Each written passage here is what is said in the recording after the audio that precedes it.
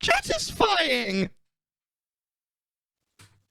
Yo! Hello, Mother Funsters, and welcome to episode 4 of season 3 of Chattisfying, a podcast. My name is Mellar, and we are joined by my giggling co-host, Angry Angel. I am Angry Angel. I'm here. Oh my god.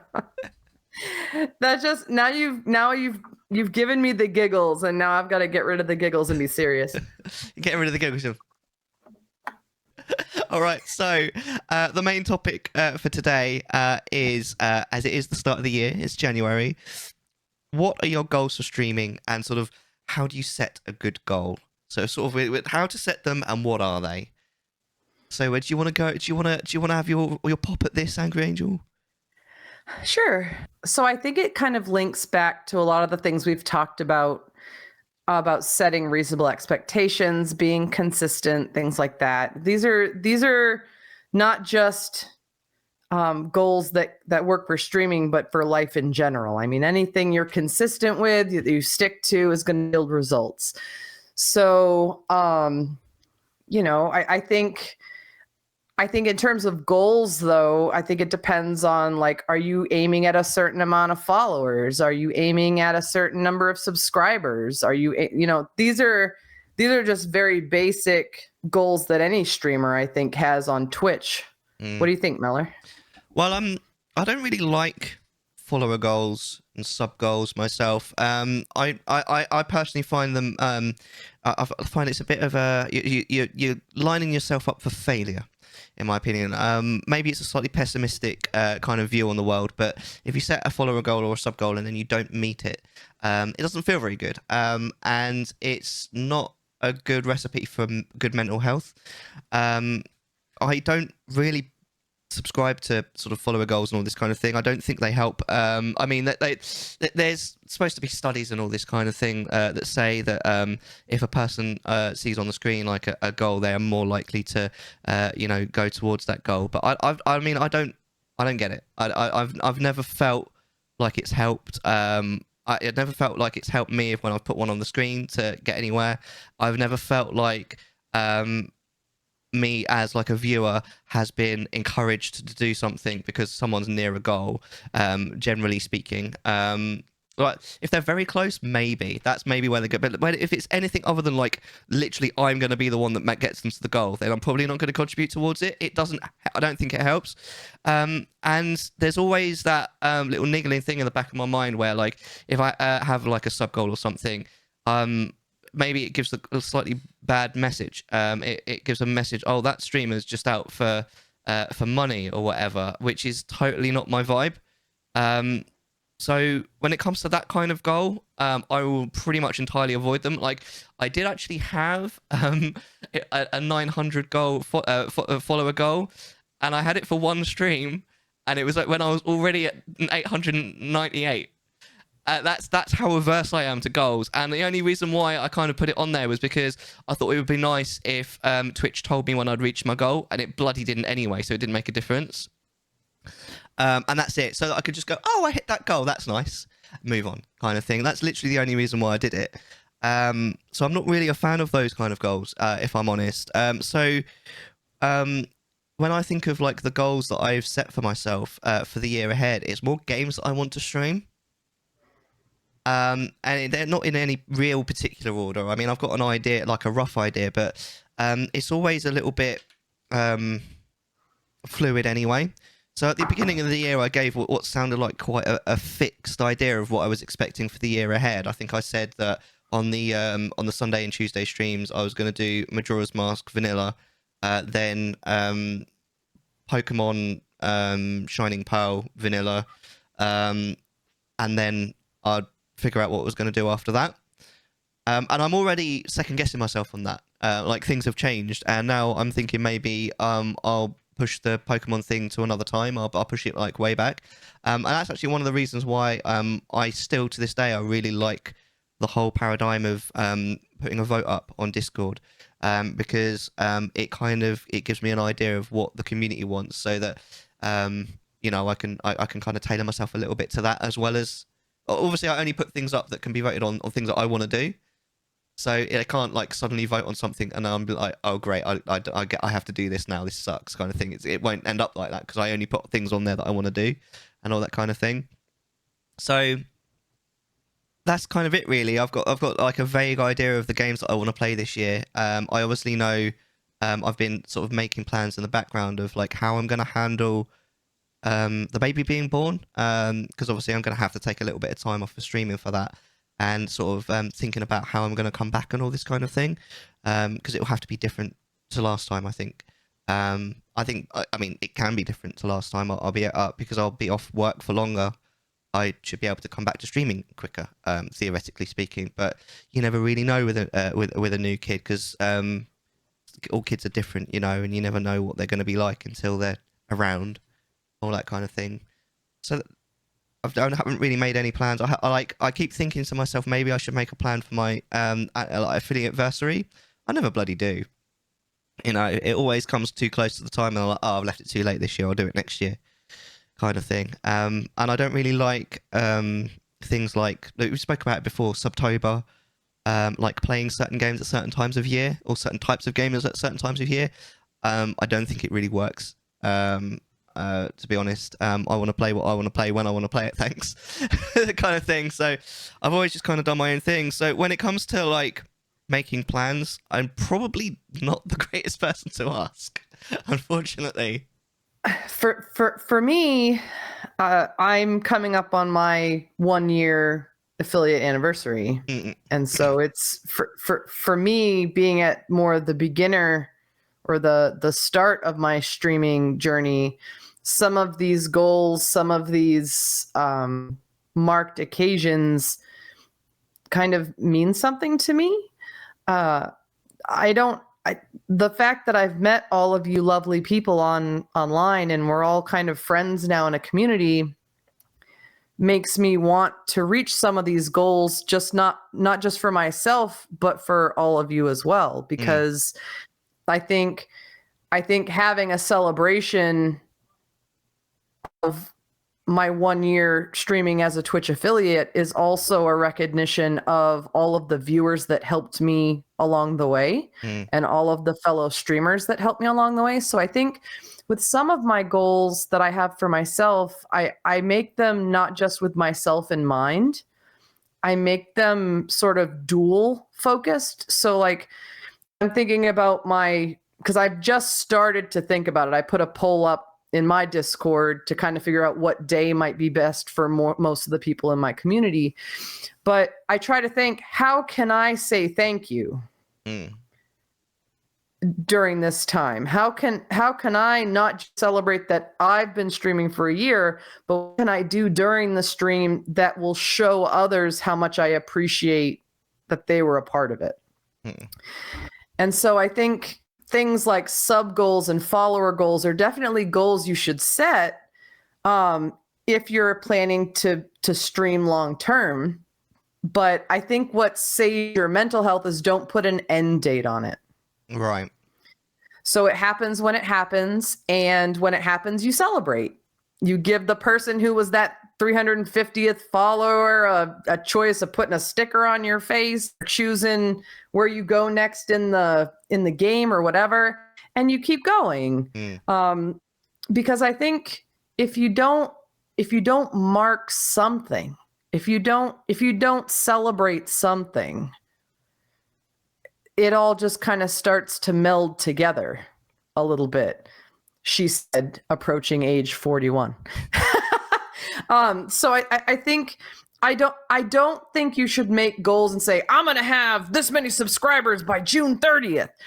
But you might think more along the lines of, I'd like to have this many subscribers at some point so that Twitch is kind of a 10-hour-a-week part-time job-ish kind of thing. How can I make my stream interesting, unmissable, rewarding to viewers so that viewers want to be a part of it in a financial way? So instead of it being this aggressive, give me your money kind of vibe. It's more of a, I have this to offer, do you want to be a part of it kind of a vibe. It's more of a community. So I'm still setting those kinds of goals, but I'm not setting them in a restrictive way. It's more, when I get there, I'll be happy. Fair enough. I'm happy now, but I'll be happy if that happens too. So what are your plans for this celebration then? I've only really started thinking about it because my school district moved our spring break. Usually my birthday, and when I hit my affiliate on my birthday last year. Nice. So that's the anniversary. My birthday is usually during our spring break, but this year our school district decided to put it 2 weeks later than it ever has been and ever will be. The calendar for next school year doesn't have it that late, so I have to work that day. So I have to try to think which day within range of that would be best, and then how long am I planning to stream. So I'm kind of just at the very beginning stages of that. I'm not a very long streamer. On the regular, I only stream for about 2 hours, 2.5 hours at a time. Right. So I wouldn't be the kind of streamer to be like, I'm doing a 24-hour affiliate anniversary, woo, extravaganza. Like, that's not... that would be unreasonable. So it would only be like a 6-hour stream. I just got to decide where it's going to go, and what I'm going to do. So Angry Unit 03. That is actually something that I've considered, because my affiliate anniversary, I think, is in June. It'll be right in the middle of my paternity, so I might be able to do something like a 12-hour stream. 24 hours is too long. That's not possible. But a 12-hour, maybe. But then you got to decide. Obviously, you got to figure out what you're going to do in those hours. It's it's a long time to stream. I did. The Jackbox party packs went on sale on PlayStation, and so I picked up several of those. So I think those will probably play a role on that day to have us all come together and have a good time. I think at that point I'll still be playing. I'll be finishing most of my games or starting new ones. So a couple of those hours would probably be me playing a game that I'm currently playing. And then I think I'll probably do some just chatting, maybe a tier list. But I haven't really thought, I haven't really thought specifically, like, I know I'm going to chunk it down to smaller segments of what I'm doing. I just haven't completely decided what I'm going to be doing yet. People will value something with effort put in that's more unique, that only takes a couple of hours over doing a 24-hour stream than what you do normally. Yeah, no, exactly. It's true. I mean, 24-hour stream, if all you're doing is like what you're doing normally, it's not really effort, is it? I mean, it's a physical exertion, but that's kind of it, really. And from the perspective of the viewer, it's not going to be anything they're more or less likely to appear for, is it? Than a normal stream. It just means that you're available for them for longer. I mean, it's kind of nice sometimes if someone streams for a long period of time. If you're like especially, it was really good during lockdown, but sorry, excuse me. If you're like working from home or something, if someone's just like constantly there the entire time, it can be quite. It's kind of nice. Like, you sort of feel like you've spent the entire day with someone. As a viewer, this is. But even then, like, it doesn't have to be a 24-hour stream for that to happen. It could be, it could be a 12-hour or something, or even less. But my point is, like, there is a side of it where I think there is some value in a longer stream. But looking at it from the perspective of the streamer, you're not getting much out of it, I don't think, because there's not going to be many people that that end up spending pretty much the entire day with you. So you're not really getting a huge amount of value for your effort, I guess. Well, and I think that's where the reasonable goals come in. So, like, I think if you have a certain number of followers or a certain, like, concurrent average viewer type count, there are events that you could do and reasonably expect to have people there the whole time.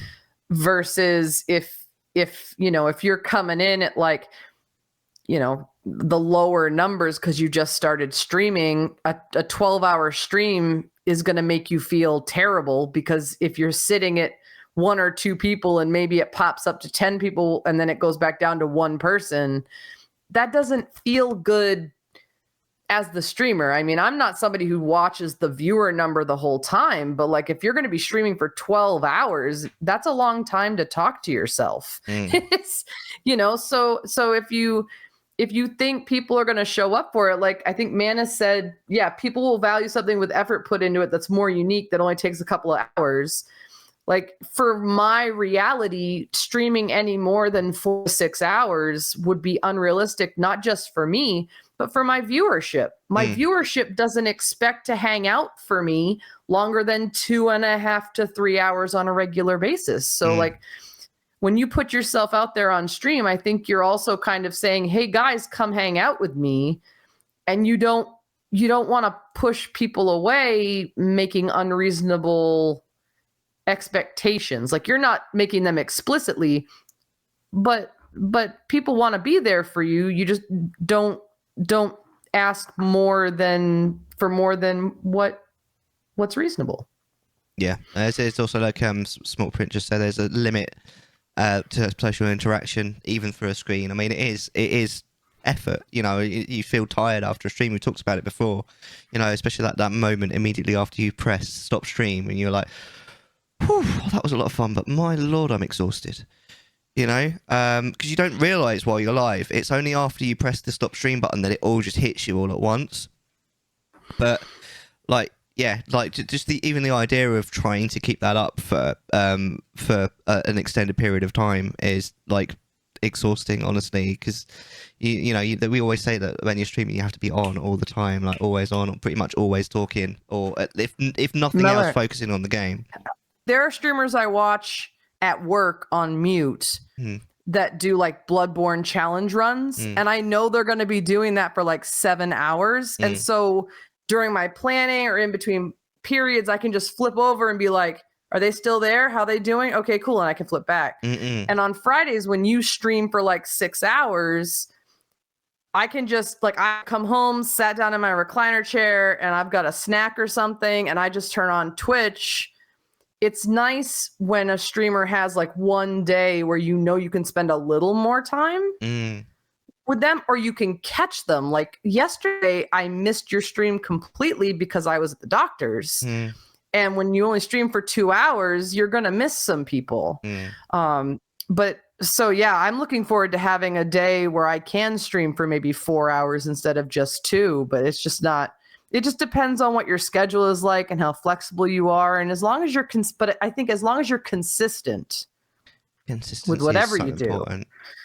Yeah, it's so important, because if you like stream 2 hours one day and then 5 hours the next day and 1 hour that it just you're cutting yourself off at the knees, I think.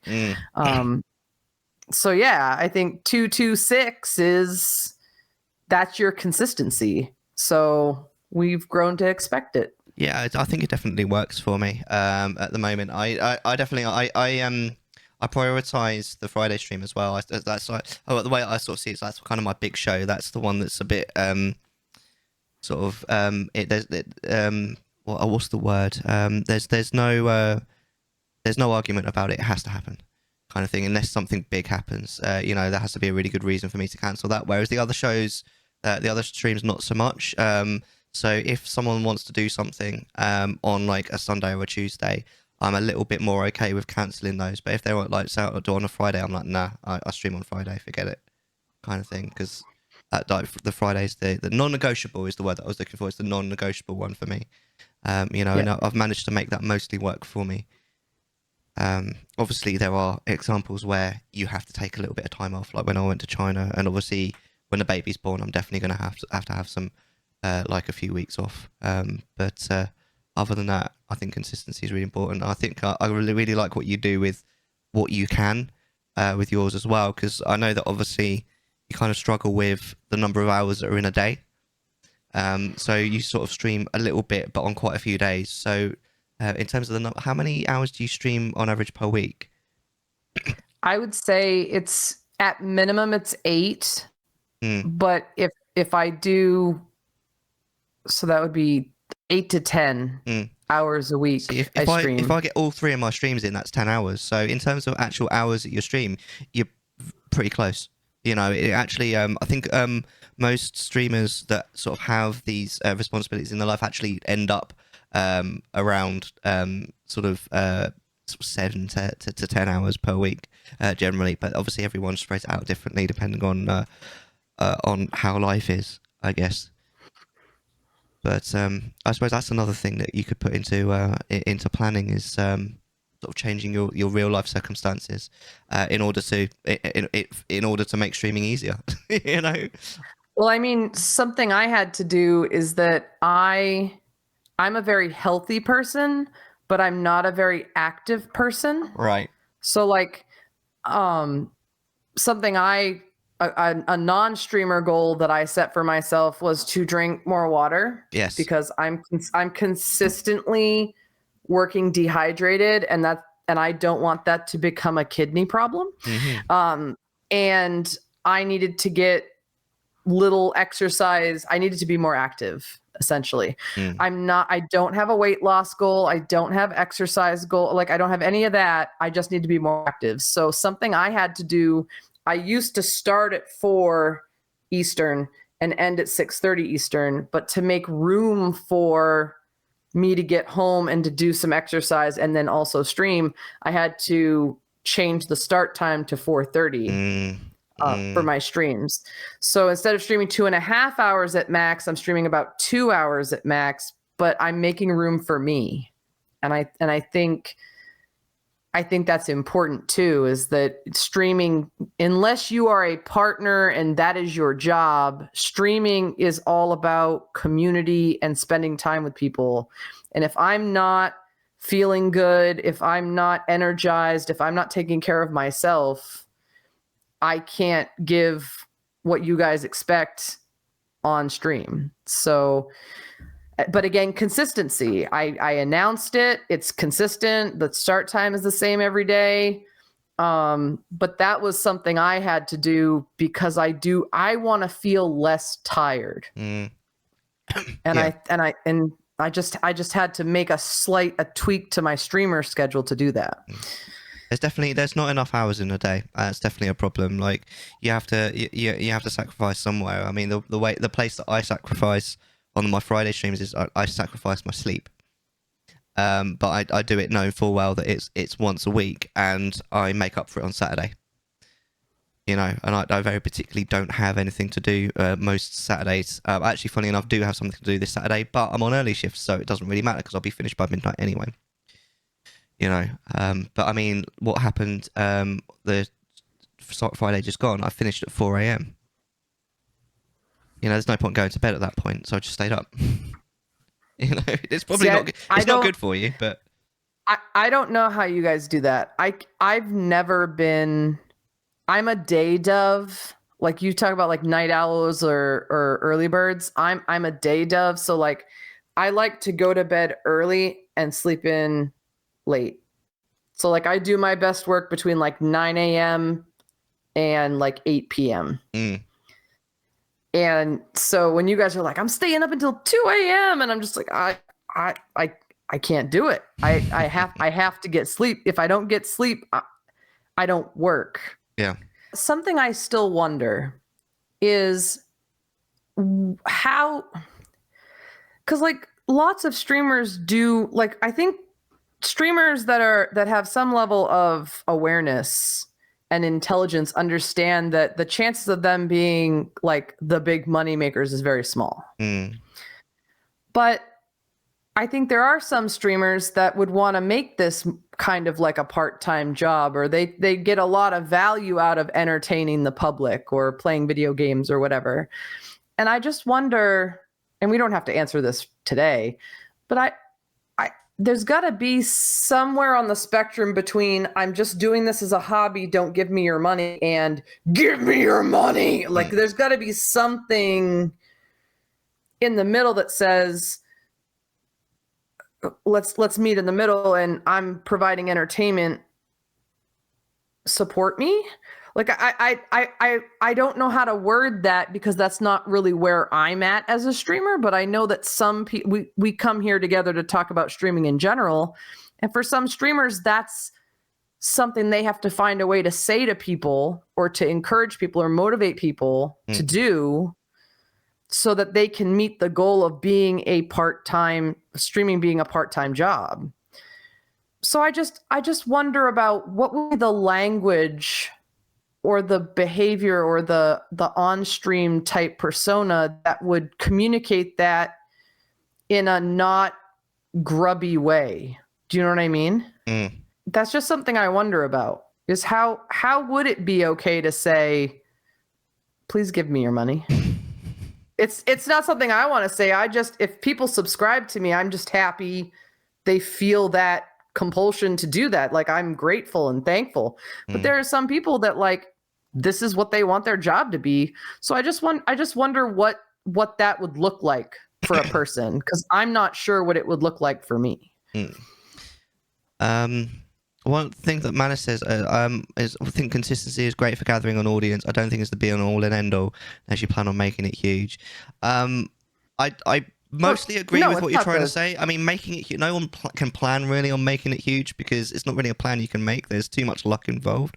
But I know what you're saying. Like, I do think that consistency is important, but I think one of the main reasons why I feel that it's so important is because I want to show my community respect, and I feel like a good way of me doing that is to be as consistent as possible, especially with like that's why I say like the Friday streams, if I can always be there for people, then that's great. Like that makes me happy to do that, because then I feel like I'm respecting my audience, my friends that come to watch me. Obviously some people can't do that. I didn't used to be able to do that on my previous job. I could have no kind of regular schedule because I was working different days, different hours every week, and I always felt bad about it. I did my best to make people aware as early as possible, but people don't check, and you can't expect people to check. So the only way to get around it is to stream the same time or as much as you can every single time, every single week. And Manus, I might be reading you wrong, but I want to make sure I'm clear. When I say consistency, I don't mean the same time every day. Yeah. You don't have to stream the same time every day. You don't have to stream the same days every week, but like there should be sort of an expectation of, if I want to watch Angry Angel, I can usually catch her here. Yeah, just to be clear, I think what I've been omitting, which I've kind of been assuming that people have been understanding from the way I'm talking about it, is if you can be consistent, I think you should. But if you can't, that's absolutely fine. Just do what you can. Yeah, it's not a rule. Like, you don't have to be, but like consistency could be like for me, what would look like a crazy schedule, like Sundays at 2, Mondays at 7, Wednesdays at 8 a.m., Thursdays at 5 p.m. Like, but if that's what you do every week, then that's consistency. Because I benefit from a very solid, consistent work schedule. I am out of work at 3 p.m. every single day by contract. The majority of people in America right now do not have that luxury. They work gig work, or they work retail, or they work food service. And those schedules can be all over the place, and you don't know what it is until the week before. You get paid weekly, you get your schedule weekly. But that's something you build with your audience, where your audience has like, you don't need to share where you are, where you work, but you can kind of share like, I'm in the retail business and I don't know when I'm going to be working, so I'm kind of flexible. As long as you're communication, I think, is the other half of it too. So if you can't be consistent, be a clear communicator. Yeah, I think. Yeah. So yeah. Hot topic. So we got 2 items on the docket. We've got the one that's always been on the docket for the last like 3 weeks, and we've got a new one, which we'll talk about in a minute. But let's talk about the one that's always been on the docket. So new animated emotes for everyone. So what do you know about this? So I love it.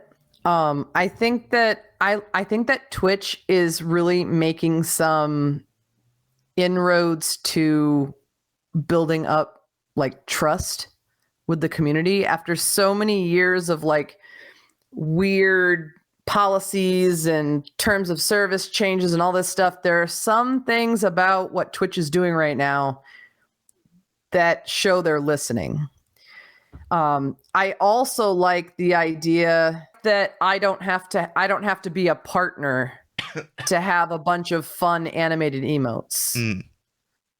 And I do like that they're encouraging people to at least try their alerts. Yeah. Because some of their alerts are really cute. Because right now I'm trying to psych myself up to make all of my stuff be in one place for my alerts and commands and things like that. And I have Mix It Up ready to go, but I'm thinking about having just like the basic stuff, like if somebody raids me, if somebody follows me, if somebody subs, be Twitch, just to get access to those extra emote slots because I like having cute emotes. Right. Yeah. Yeah, I mean, it definitely feels like a positive change. To play devil's advocate for a few moments, though, there is a part of me that's like, could you not thought of something else? It feels like they don't know what to give to give streamers as an incentive, so they're just throw more emotes at them. I can't think of I've got nothing. Have you got anything? No, I've got nothing. Okay, we'll give them emotes. That will make them happy. Until someone thinks of something, kind of thing. It feels a little bit like that. Do you know what I mean? Like it's kind of all we've ever really had anyway. So they just keep giving us more and more of them because they've not got anything actually interesting to offer. But at the same time, I don't want to throw it too much back in their face because I do appreciate it. Well, the thing they need to find their way to is a lower threshold for partner, because places like Kick and even YouTube have very low barriers to entry for earning money and getting a better share of the ad revenue. Getting an average, I'm a statistics teacher, getting an average of 75 viewers means that you have to have a good amount of streams over a 30-day period that are over 75 viewers, like for the whole stream. Yeah. Like that's crazy. Like it goes from 3 to 10 to 15 to 75. Yeah. In the achievements list. Like if you go into the dashboard and you look at it. Keep in mind that the majority of those achievements don't actually mean anything. They're just achievements.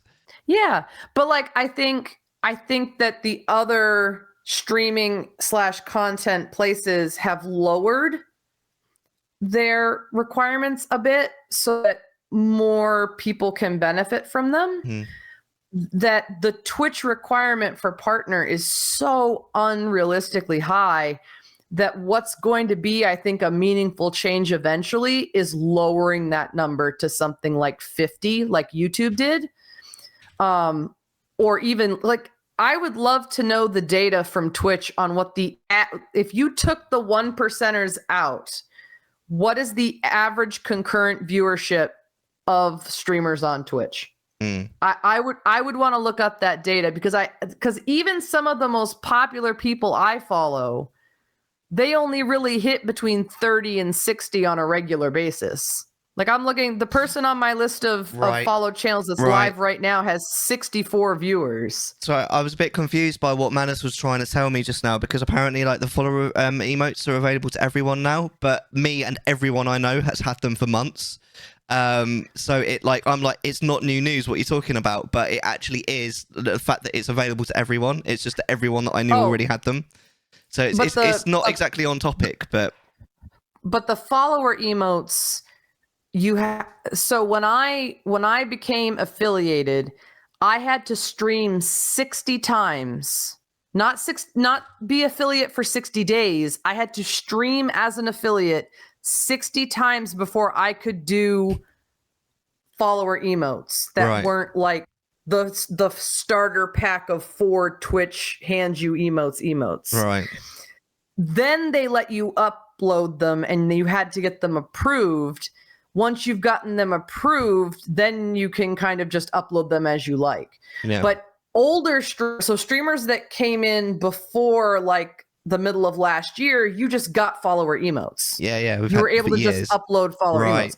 But there was a period there, they started this like right before I started streaming, where you don't get follower emotes right when you become affiliate. You have to wait. Oh, you that's have bullshit. to prove that you're going to be, you have to prove that you're going to be streaming for the long haul before they let you give follower emotes. You subscriber emotes fine, but follower emotes I had to wait for. I had to stream 60 sessions before they'd let me do follower emotes. If that's the case, then I think Manus is probably right. I think the making the follower emotes available to everyone is probably bigger news than the animated emotes. I just didn't know that was a thing.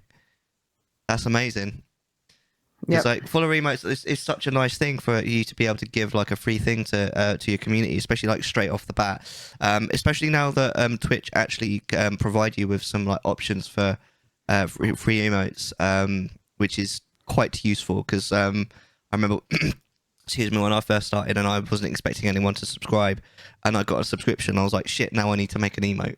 And I sort of had to rush to figure out an emote and I made this horribly cursed thing, kind of thing. Whereas now you don't have to worry so much about it because like if all else fails, at least you've got the Twitch ones. And like some of the Twitch ones are quite cute, you know? So well, and honestly, I don't know if Etsy is something that's available in Europe, but my emotes, I just bought an emo pack for like $5 online.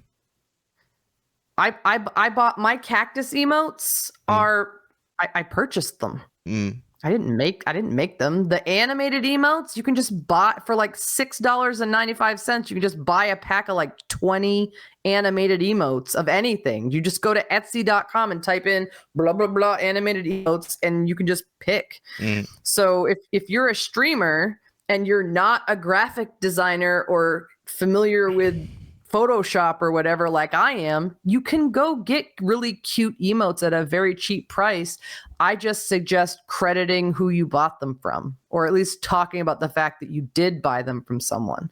But yeah, custom ones, I'm considering getting like a custom like overlay type thing made for my stream instead of the cat, because I bought the cat one too, the overlay, so I didn't have to pay Streamlabs $100 to get the premium overlays.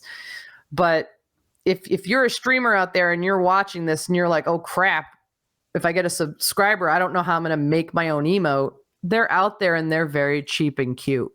Amazing. So yeah. All right, should we move on to the other thing on the docket?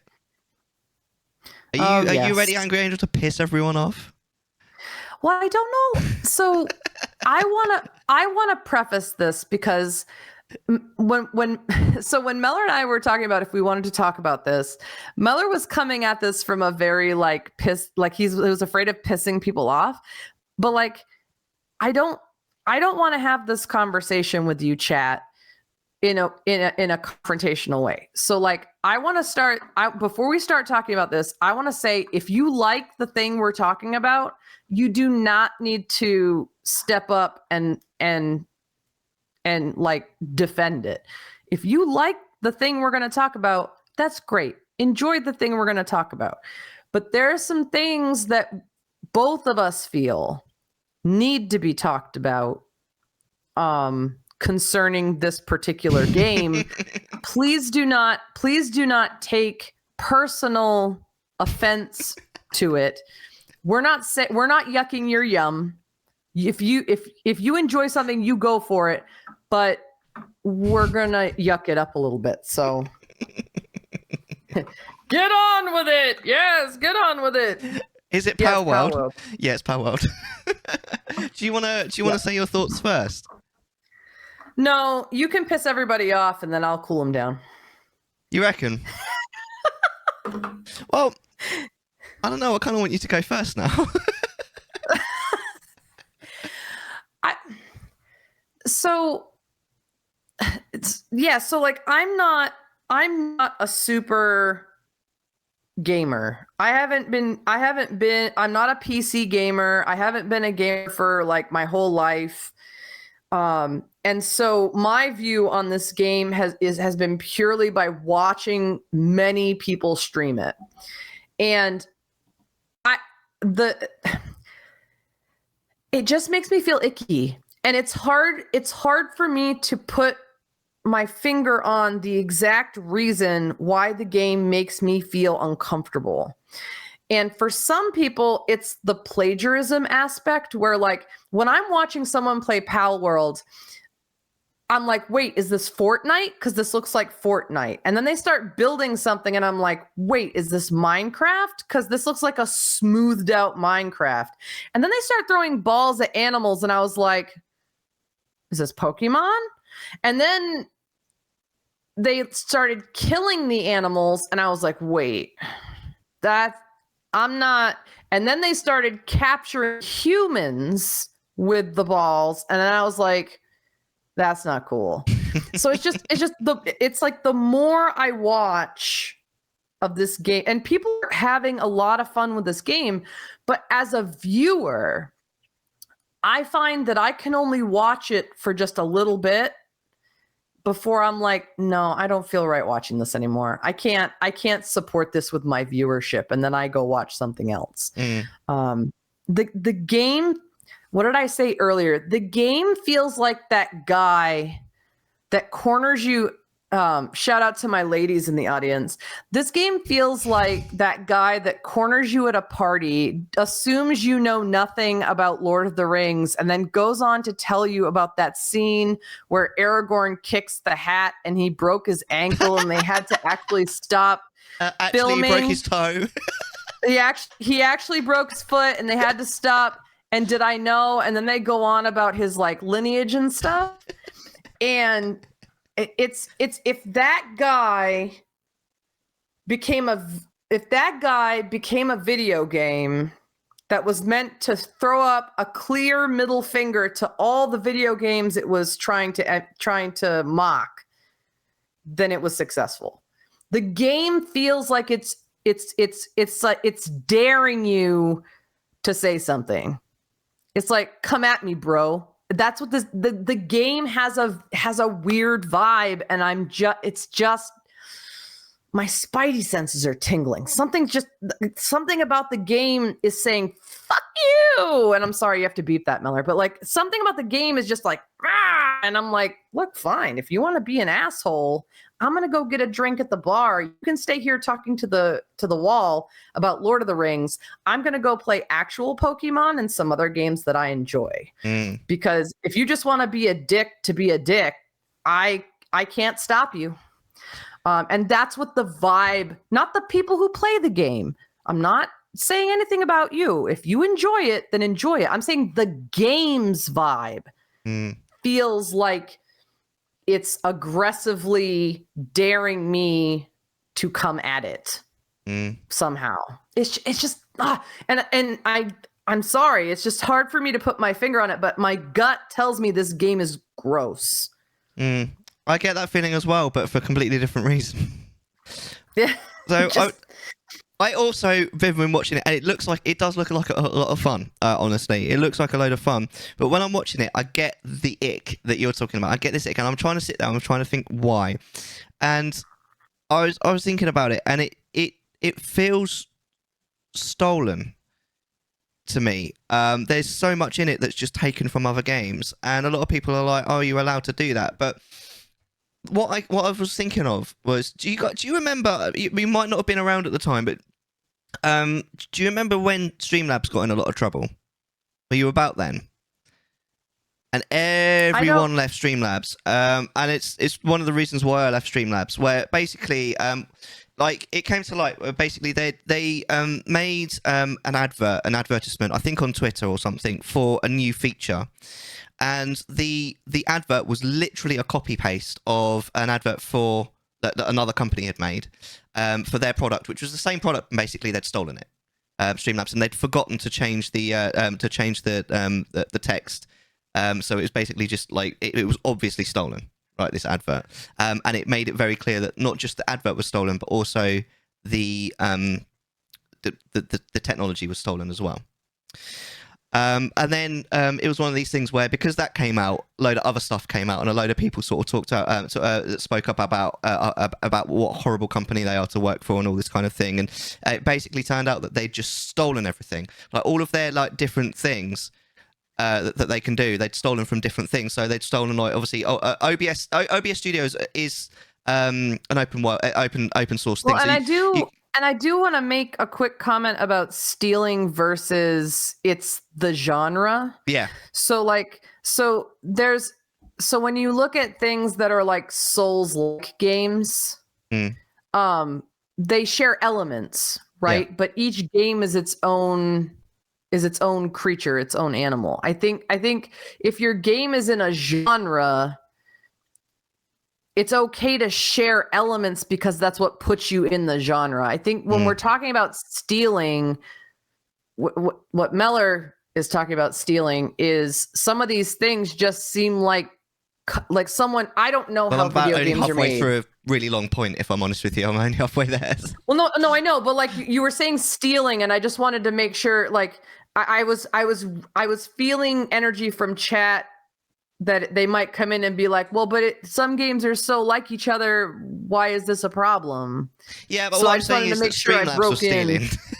Right. I don't think they ever got into any legal trouble about it, but a lot of companies came out and were like, dude.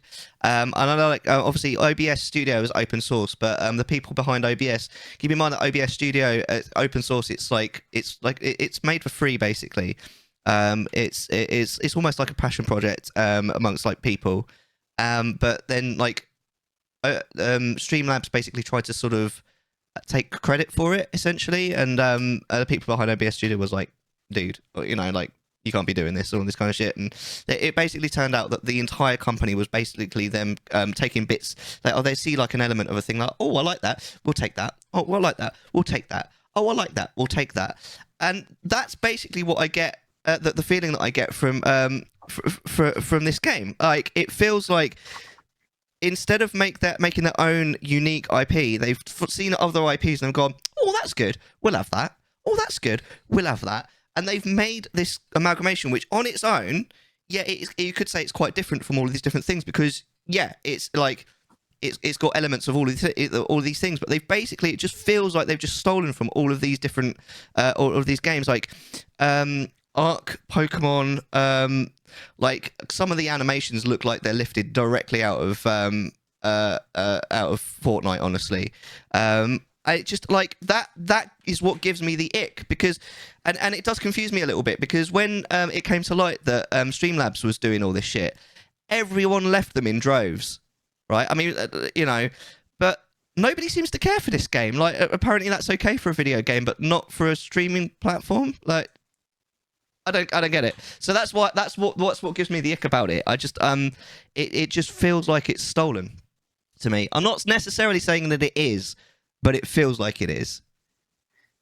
Well, you know what this reminds me of is, and this is, I don't know if we talked about this, Mellar, on stream, or if we've talked about this just you and me, but when Hogwarts Academy came out, there was a segment of gamers that made the personal decision to not play the game as a show of support to the trans community.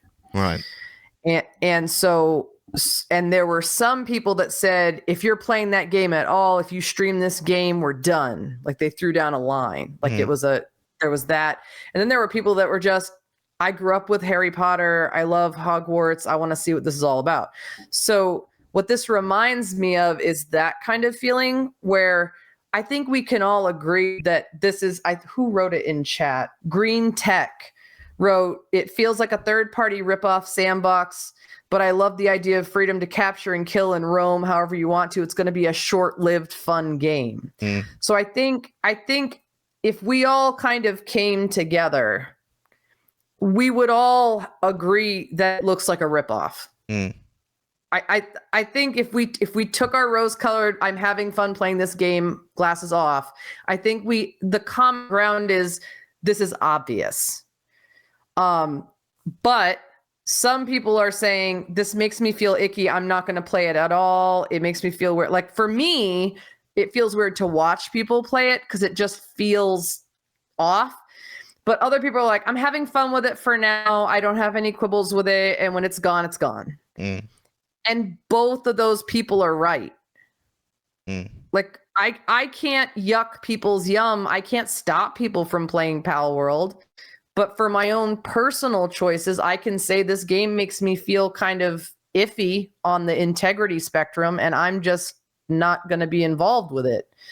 And that's okay. I don't think this is a pure opinion based discussion. Mm. There isn't a right or wrong. It's just whatever you've decided about the game is what you've decided about the game. And if you're having fun, have fun while it lasts.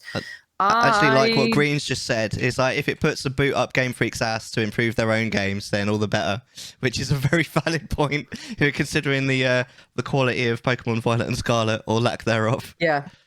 Well, and that was another game that I had considered playing, but when I watched people play it, I was like, absolutely not. I'm not buying that. Yeah. And so far, when I've watched someone stream a game first and kind of gotten the flavor of the game, my gut has steered me right most of the time. When I've taken the time to consume the game with my eyeballs before I purchase it, if the vibe is right, I'll give it a try. If the vibe is off, I wait. Yeah. So. I mean, I might still end up sort of, because it does look like fun, honestly. Like, I probably need to watch a little bit more of it to really get more of a feel for it. But my instant feeling after watching probably about 10 hours of gameplay is I just get the ick. I don't like it. It feels wrong. Game review. So we've got 2 games as normal on the docket. We've got one that basically I reviewed, and one that Angry Angel is going to review. My one is Breath of the Wild, which is quite exciting for me. This is one of only 2 reviews on my channel that are like what I would consider like professionally made reviews, where I've actually made B-roll for it and done like a voiceover and stuff. And it's not just me talking over the credit roll of the game. So we're gonna bring this up on the screen. All right, okay, here we go then with my Breath of the Wild review. Breath of the Wild has been a weird case for me over the years. Being the massive Zelda fan that I am, I've wanted to play this for years, ever since it came out. But I hesitated not only because of the money it would cost for me to buy a Switch and play it, but also because I was disappointed to hear that Nintendo had gone with the flow and made it open world, like so many other games seem to be doing these days. This disappointed me not only because I've never been the biggest fan of open world games, but also because it felt like Nintendo was following a trend, where Zelda has always in the past been more of a trend setter rather than a trend follower. I'd also heard that although a great open world game, it wasn't much of a Zelda game in that it doesn't display a lot of the tropes that we have come to expect from Zelda over the years. As you can imagine, this turned me off to the idea of rushing to play it, as inevitable as my eventual playthrough would be. But then, after enjoying Skyrim a lot more than I expected to, I re-evaluated Breath of the Wild and gave it a go. Let me tell you, I should have played this years ago. It is by far and away the best open world experience I've found to date. I actually think it's hard to make a good open world game, as it's too easy to fall into large but boring landscapes where each area is essentially a carbon copy of the last. And if I'm honest, that's what I was expecting. Breath of the Wild manages to provide an enthralling open world with interesting and varied biomes, interesting and believable characters and stories, and an overarching plot that, although quite light on the ground, is sufficient to accompany the open world theme. Movement across the world is incredibly satisfying and never really feels like a chore, with a fast travel mechanic and a frankly genius stroke of a glider. The way the game gradually opens up and is generally split into 5 main areas, sort of, is smart and satisfying to open up. The mechanic of needing certain clothes or food to continue feels somewhat arbitrary, but still works and fits into the theme of the game. The temples, or rather divine beasts, are fantastically crafted, well spread out, and well paced, if a tad samey. the overall experience is really top-notch in many respects. A few of the complaints I heard about the game prior to playing was that one spends too long in the menus. I can't say I noticed this as a problem. Yes, one does have to change weapons quite frequently, but this can be quick changed using the C buttons. Eating food during fights requires a quick stop in the menu, but unless you're struggling, it's unlikely you're going to need to do this more than once or twice in a decent fight. And even then, the menus are incredibly fast and don't feel much like an interruption to the action. Having said this, I do think that the act of actually cooking the food in the first place is an incredibly time-consuming and often boring chore, which could be streamlined in several ways. First of all, the animation of the food jumping around in the pan every time is frankly just annoying. I know this can be skipped, but it takes almost as long to skip as it does to watch the animation.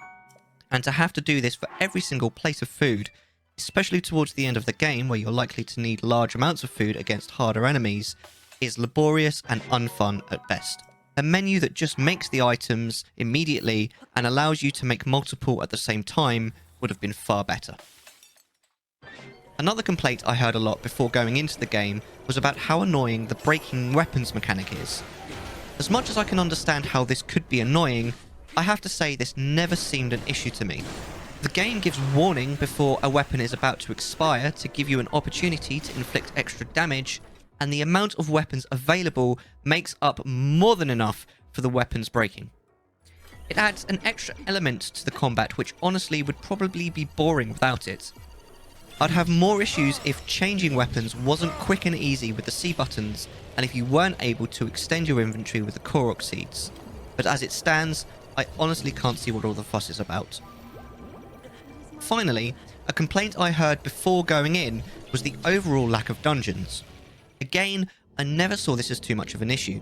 The open world setting allows the dungeons to essentially be broken up into multiple bite-sized challenges called shrines. Sometimes the challenge was getting into the shrine, sometimes the challenge was posed inside the shrine. This, if anything, allowed a greater variety of challenges and prevented that classic feeling of dungeon fatigue that I know I often feel towards the end of a big dungeon, where I'm just ready for it to end.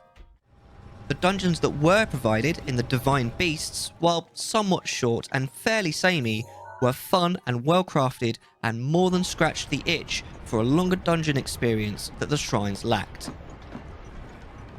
A few complaints I have now that I've played the game is honestly, overall, the combat is weak. There's a lot of scope for awesome moves and styling on enemies, but the base combat is quite repetitive, and honestly, I found the attack cycles of many of the enemies more frustrating than anything. Nowhere is this starker than with the bosses of the dungeons, which have more frustrating mechanics than I'd care to count, and the feeling of finally beating them equated more to relief that it was finally over than triumph. I'm also not entirely a fan of the voice acting overall either. Although I'm happy that they've taken the time and effort to add some, I feel that the voice provided, especially to Zelda, just doesn't fit, and honestly, I found it more grating than anything. In fact, I'd go further and say that I think that Zelda's characterization overall just doesn't work, and she comes across as fairly insufferable, if I'm honest. At no point did I feel any sympathy for her, and at no point during my admittedly fun adventure did I feel like I was acting to help or save her, even though that's technically the point of the game. A stark contrast to Skyward Sword, where I felt a strong compunction to save Zelda as soon as possible. These are two fairly major complaints, but honestly, the rest of the game is so endearing and enthralling that I can forgive these gripes. The combat is a tad repetitive, but it doesn't stop the game from being fun, and the voice acting only pops up occasionally. What you end up with is a beautifully crafted, large open world that is fun and not especially difficult to traverse, with mechanics that only serve to augment and complement the world created. It's also an incredibly smooth game. Usually, open world games are riddled with bugs, but I can safely say that I haven't found a single one in my first playthrough. A rare and special gem amongst open world games. Sure, Breath of the Wild still comes with a $60 price tag, but a premium price tag comes with a premium experience. A balanced, well-made, and beautiful open world game that you will be happy to sink many, many hours into. And to the people that say that it isn't a Zelda game, that's an interesting one. It's true that a lot of the tropes that we have come to rely on in Zelda are gone with Breath of the Wild. The dungeons aren't exactly traditional, and you don't get an item in each dungeon. The linear story progression is gone, and a lot of the classic dynamic between the characters just isn't there. But the thing is, the magic of Zelda is still here. The excellent gameplay, the Triforce, the princess and the hero, the essence of Zelda still very much exists within Breath of the Wild. So is it a Zelda game? Absolutely. Is it a great Zelda game? It sure is. Would it still have been a great game if you stripped it of the Zelda IP? Well, yes. But you could say that about any of the Zelda games. Having said that, I would be a lot happier if the next Zelda game returns more towards the old formula than stays with this one. Yeah, it was fun to step away from the formula for one game, but a permanent departure would be nothing short of a tragedy, especially for a long-time franchise fan like me. In a way, it has similarities to Zelda 2, in that it was a, hopefully temporary, departure from what makes the series great. It just so happens that in Breath of the Wild's case, they actually made a great game. And on the subject of it feeling like Nintendo were just following a trend, as true or false as that may be, Breath of the Wild isn't just a cookie-cutter open-world game. It's its own unique and fantastic experience that Nintendo have very much punched their own stamp and brand on.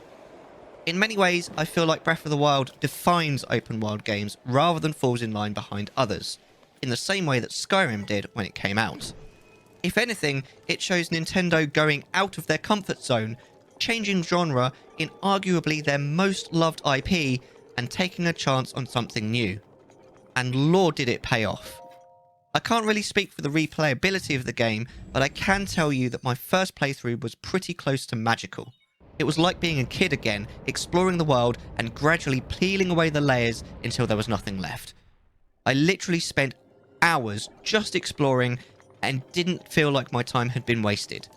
I love this game, and it becomes a must-play for both fans of open-world games and fans of the Zelda franchise.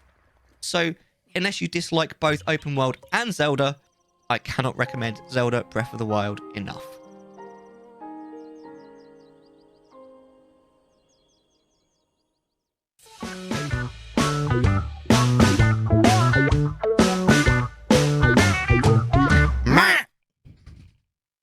Alright. So, what'd you make of that then? So the only other Zelda game that I've played other than Breath of the Wild and Tears of the Kingdom is Link to the Past, Right. which I'm currently streaming. I missed every game between Link to the Past and Breath of the Wild. I own some of them. Like I bought Wind Waker for Wii U and I bought Twilight Princess for Wii. I just never played them. So Breath of the Wild is like my first big Zelda game. Yeah. And so a lot of what you said, like we bought it for I bought it for the Switch when I first bought the Switch, but I didn't get around to playing it until after the pandemic. And I could be in that game all the time. All the time. It's immersive. I just think I didn't mind the voice acting because I understood what Zelda was trying to do. I think if you look at what she wants to be an academic. She wants to study stuff. She wants to understand stuff. She's fighting her destiny. Yeah. Whereas Link just does what he's supposed to do. He doesn't ask questions. He just does what's expected of him. Yeah. And so I think some of the complaints about the voice acting or the story in this game is if coming from a female perspective, I would say I get why she sounds so desperate and frustrated all the time, Right. because everyone needs her to use this magic power and she wants to do it for them, but she also wants to be herself. So I get why she's just, because it's just a constant inner turmoil for her character in the story of the game.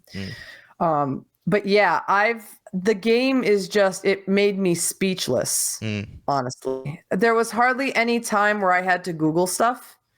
The only times, which I agree with you in your video, were the mini calamity Ganons in each of the divine beasts, because you don't have anywhere in those fights to like hide and figure it out. To know what you're supposed to do. So when I felt myself getting frustrated trying to figure out like which ability, which shrine ability, which weapon, which like what combination of stuff do I need to use here, I ended up just Googling it. Yeah. So did you say it was the only thing that you agreed with? Well, no, I agreed with almost everything in your in your review. That when you said it was an excellent Zelda game, but see, you're coming at it from like a Zelda fan. Yeah. Like you've played all the Zelda games. Like you're approaching Breath of the Wild as So like you're approaching Breath of the Wild as a already established fan of the franchise. Yeah. I was approaching this as a game I heard everybody liked. It was gorgeous. The mechanics were really fluid and easy to understand. I agreed with most of your review. I think the story and Zelda in particular got a bad rap for some reason. My complaint about the story was that the little memories were so difficult to find. Like if you didn't know they were there, you wouldn't have even known to look for them. There is a dude, isn't there, that painter dude, Plakingo or whatever, who tells you where to go for them. But you need to find him. Yeah, but he's in Kakariko Village, sure. Like he gives you clues where the next ones are, and you've got the pictures in your camera. But like if I was just running around killing stuff, working on beating the game, my first playthrough of Breath of the Wild, I think I only found like 2 of those. Yeah. Whereas with Tears of the Kingdom, which we're not talking about, but like that was a huge improvement, and I felt like it was Nintendo saying, "Oh, okay, you had a problem with the story and finding those memories. Here, we're gonna put giant pictures on the ground with a giant puddle in the middle, so you can't miss them." When I saw that come out with Tears of the Kingdom, I thought, see that. There's a reason those geoglyphs are on the ground, and it's to say, oh, can you see them now, dummies? yeah. I definitely got that feeling from it for sure. But yeah, no, but honestly, like I hate Skyrim. Yeah, I hate it. Quite like Skyrim, but I loved this game. Yeah, no, it's definitely it's very pretty. It's very sort of easy playing. It's easy going. And as far as open world games go, I think it's really good. Honestly, like if you really hate open world, just in general, you still won't like this. But generally, like if you're not sure about open world, then I would say try this one. Because as open world goes, I think this is really, really like probably one of the best ones. It's certainly the best one that I've ever played, but it might be one of the best ones that's been made. It's just so it's really easy to sort of get into, but it's not one where like you start playing and you're just focused in and you can't stop playing. It's like a really easy game to like pick up for a few minutes or a few hours if you want, and then go away and come back again, sort of thing. Like it's not one of those ones that completely takes over your life, I don't think. Yeah, it gave me the same feeling as I think some people feel with like Stardew or Animal Crossing. But for people who like more like fighting adventure games, it's a calming game. Like I just threw it on the other night. I had started a new playthrough and I just wandered around and collected apples and found a couple of treasure chests, and and then I turned it off. Like I described it to someone once as it's like an old friend. Mm. Yeah. Like every time you come back to an old friend, there's stuff that you've always known about them, but then you discover something new, or you tell a new story you've never told each other. And that I feel like I'm always discovering something new on this open world map. And I think one of the things I quite like about it as well is it's got something that I really like about Terraria as well. Very different game, but it's got this thing where most of the game is super chill. And you can just sort of dick around and sort of listen to the calming background music and just sort of like la la la la la, I'm picking apples kind of thing, like you just said. And then you can go for a shrine or a dungeon, and then it's less chill. So and Terraria is a bit like that, where like most of the game's really chill and you're just like building and dicking around, and then suddenly you summon a boss and shit gets real really fast. But then the boss is done and you're back to chilling and la la la la la. I love that vibe because it really kind of it kind of sells itself to the way that I like to enjoy games, where like most of the time I like to just dick around and not think too much about what I'm doing, but then every now and then if I'm like, right, okay, I want to make progress now, focus time, you know. I think it definitely wins in that. It's got both of the vibes. It's got that vibe of just like that sort of like you say, the sort of Animal Crossing dicking around vibe, but then it's got it occasionally just picks it up and provides like a cool set piece or a boss that requires more than just a passing piece of your brain, you know. I think if I had one combat complaint, it would be that if you don't learn shield parrying for Breath of the Wild, you're gonna have a bad time. Yeah. Like it just if you don't learn how to hold your shield up and time it right to throw stuff back at people, Breath of the Wild, when shit does go down and get serious, it's gonna be really, really difficult. I think that's one of the things I actually said in the review. Yep. I actually think that in general the combat is relatively weak. I think though that's kind of a bit of a trope of open world games, maybe. I say with an inflection at the end, because I'm not sure if that's a fair thing to say at all, because I don't think I've played enough open world games to really say that with any kind of authority. I feel like Breath of the Wild's combat at least had like rules. Like so one of my, like, I didn't dislike Skyrim because it was an open world game. I disliked Skyrim because the combat didn't feel natural. Like when I swung a sword, it didn't feel like I was hitting anything. It kind of feels like you're slicing butter.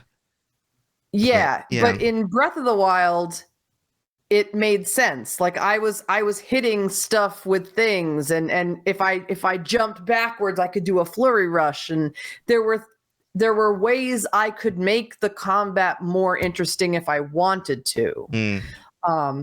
Which I really like. Like I love it when like I can't wait to stream Breath of the Wild, because the husband tells me like oh my God, you're really good at doing the shield parrying, but it took a lot of dying to learn that skill, and that's something I like about Breath of the Wild, is you can make it difficult, or you can take an easy route, and either way you're going to enjoy the game. Yeah, absolutely. I think my biggest complaint probably about the game was the fact that the bosses and the dungeons are too samey. They're all basically exactly the same, especially on the inside. They look the same. They play vastly the same. You know, they've got the same mechanics. And by the third one, it does get a bit boring. It would be nice if there was a little bit more variety. I do like the theme. I like the fact that you're in these machines that are supposed to be used to defeat Ganon, but he turned them evil. I think that's fantastic, but unfortunately, I think that theme kind of hampers the actual feeling of the mechanics of the temples when you're in them. Or they're not even temples, really.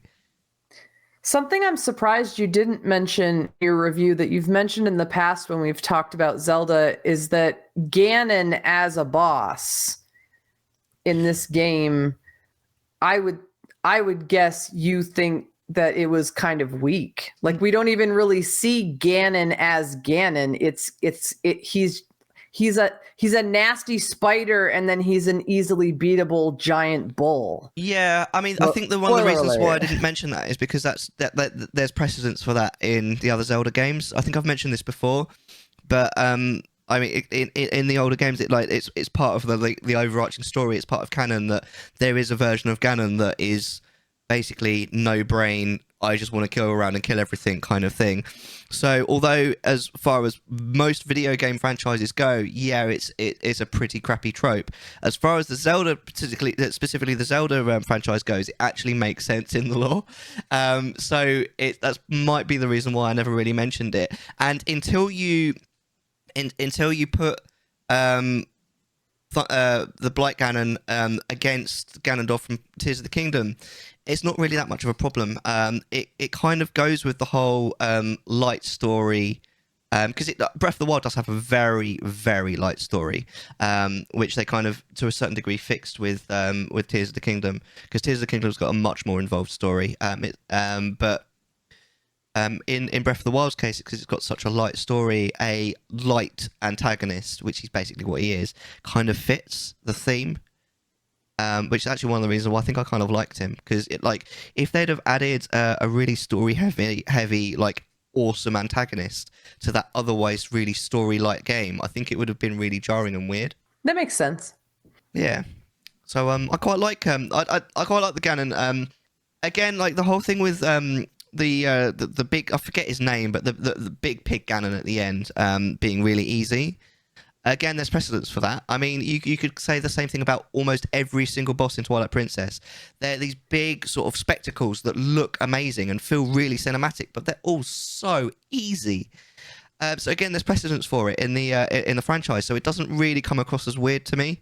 It's just Zelda. But yeah, I mean, definitely with all of the bosses being basically the same, that's definitely, like, they've never done that in Zelda, and I really hope they don't do it again. Like, they've definitely tried to move away from that in Tears of the Kingdom. I think they've taken feedback. Yeah, I come from bigger first person shooters where the boss is a big bad, and it takes work and strategy, and you got to have everything in the right alignment and in the right order to kill him. So when I did that Ganon for the first time, I was like, wait, I'm just shooting a bow at a big yellow circle. That's how this goes down, really?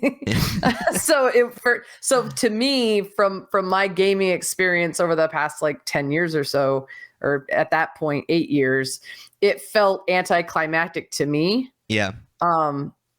But knowing the lore and knowing what Zelda games kind of do, that's more of just a finale, and it's not meant to be a frustrating finale. Yeah. I don't think. I think you've already put in all the work. Now you just get to have the triumphant. Yeah, I mean, and they kind of did the same for Tears of the Kingdom as well. You finished Tears of the Kingdom, right? You've played the end of Tears of the Kingdom, and it did basically the same, didn't they? Where like the final boss is like super easy because the real challenge is in the big boss beforehand. I mean, it's again, they definitely made an improvement in Tears of the Kingdom, but it's basically the same kind of vibe, isn't it? Yes. Yeah, you're right. But if I compared the two Tears, the Tears of the Kingdom big finale was a lot more impressive and linked to the story. But again, that's the big story, isn't it? Because Breath of the Wild is really light on story. Yes. Yeah. Yep. Yeah, I think to be honest with you, as much like I do prefer them to go back to the to the old formula, but I think at the time that I played this, I really just needed a fun game that wasn't super heavy on story, so it just worked out really well for me as well. Yep. Because this came to Switch I think during the pandemic, and so for a lot of people, I bet this was a game that I'm pretty sure it came out before then. Was it 2019? No, it came out in 2017. Oh God, that's earlier than I thought it did. Yeah, it was around quite a long time before the pandemic. Was that when it came to Switch? No, it's a Switch only title. Oh, I thought it came out for Wii U. I thought it came out on Wii U first. Oh shit, no, you're right, aren't you? I completely forgotten about that. Didn't they still come out at the same time though? I'm looking. Hold on. on Wii U? Because I thought it came out March on Wii 3rd, U. 2017. No, they both came out on the same day. According to Google, which isn't always right. No, here you go. Breath of the Wild launched for both Wii U and Switch on March the 3rd. Okay. Yeah, March the 3rd, 2017. I've completely forgotten about the Wii U version. That's, yeah. I don't think I've ever seen anybody play the Wii U version. Have you? No, I bought it for, and I didn't buy a Switch until I think I bought it right after we came back. Right when the pandemic started, I bought a Switch, and then that was one of the games that I bought for it. So I don't think I didn't play it on the Wii U. I do have a Wii U, but I didn't get it for it. Yeah, no, I did have a Wii U. I didn't want to get it because I was worried for like load times. I was like, one thing I've always kind of said with Zelda is that it should be played at its like max potential. I guess I'm probably a bit of a nerd when it comes to Zelda.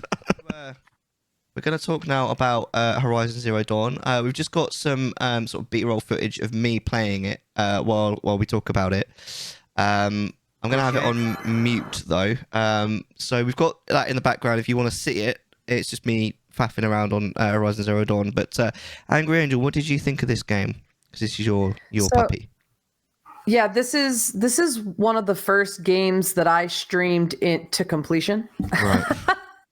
Right. And honestly, at first, this game was a little bit hard to master in terms of like switching weapons around. Yeah. So when I am going to do another playthrough of it on stream, I think at some point, because I absolutely loved this game for lots and lots of reasons. The story of this game is unmatched. I have not yet played a game that had a story that is as relevant and well drawn out and as engaging as the Horizon Zero Dawn story is. It captured me, and it kept me coming back through the whole game. Yeah, really, really. But my only complaints with this game were really in the combat. So like there were moments where I would hit a button just one too many times, and she'd throw her spear instead of pulling her bow. Right. And I'd get killed. The stupid bird pterodactyl enemies that you have to learn how to use the rope caster for, and you can't keep the trip caster on if you've got the rope like the mechanics of the weapons were kind of clunky for me. But the open world of this particular game was really lovely. I mean, at first, I thought the little triangle sticking up to let you know something was there was distracting, but then I stopped seeing them as distracting, and they just became a part of the environment. And honestly, in this lush of an environment, you kind of need them for some of these things, because otherwise you wouldn't see that they were there. So things like the animal parts that are left when you kill an animal, some of the parts that are left by machines that are dead before you even get there, resources that you discover, like the collectibles, everything blends so well. This game is so pretty that you would miss them if they didn't have a little marker on them, I think. The fast travel mechanic was pretty good. Once you got the materials together to get the fast travel pack, you could essentially go wherever you wanted, whenever you wanted. So it didn't restrict you much there.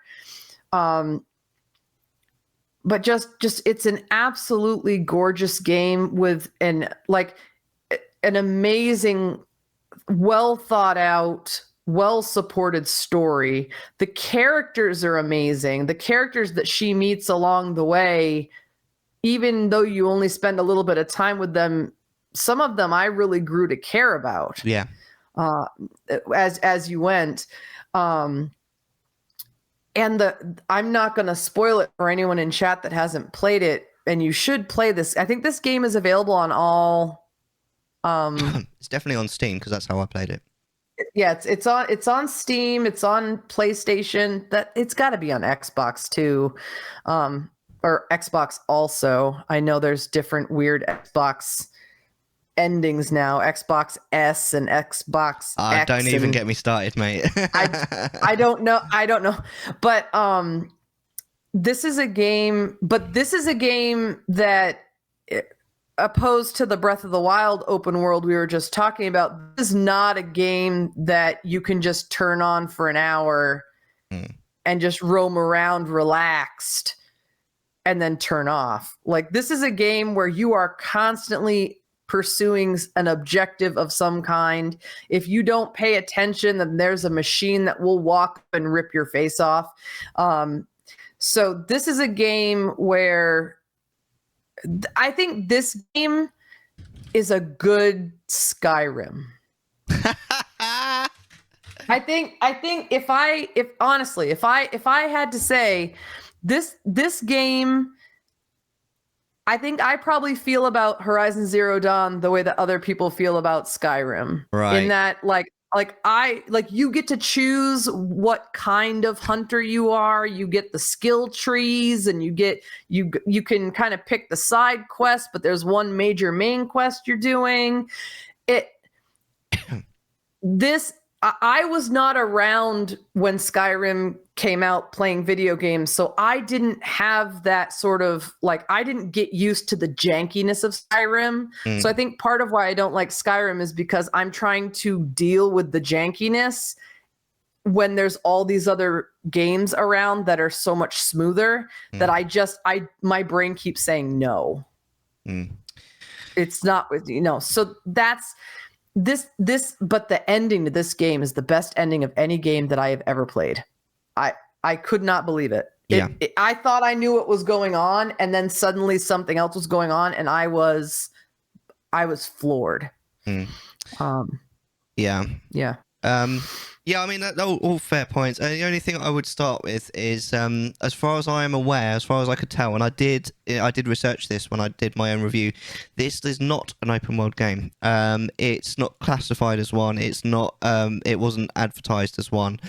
And it doesn't act like one. There are a few tropes in it that are a little bit open worldy, but there's one set linear path through it, with side missions, obviously, that you can do at any time. Yeah. So it kind of presents a little bit like an open world, but it's not really an open world game. Overall, I really liked the game. I think it's really pretty. It looks amazing. And the movement looks really cool. I really didn't like the combat.